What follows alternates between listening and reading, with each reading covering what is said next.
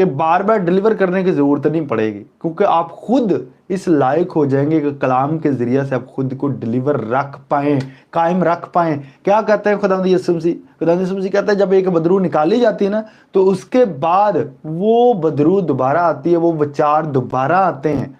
Hallelujah. वो विचार फिर से आप पर हैवी होना चाहते हैं, पर अगर आप पहले की तरह के ही हुए तो उसका फायदा नहीं है। हालेलुया। खुदा आपकी बेहतरी चाहता है, इसलिए खुदा आपको डिलीवर भी करना चाहता है और ये भी चाहता है कि आप एक ऐसे लेवल पर खड़े हो जाओ जहां से आपको कोई गिरा ना पाए, और ऐसा ना हो कि कहीं खुदावंद आपको एकदम से जब डिलीवर कर दे तो आप फिर उन्हीं चीजों में फंस जाओ और ज्यादा फंस जाओ। हालेलुया। बाइबल कहती है फिर गुनाह ना करना, ये ना हो कि तुझ पर इससे ज्यादा भारी आए। खुदा इंसान को जानता है जिसने इंसान को बनाया है, पर इंसान समझता है कि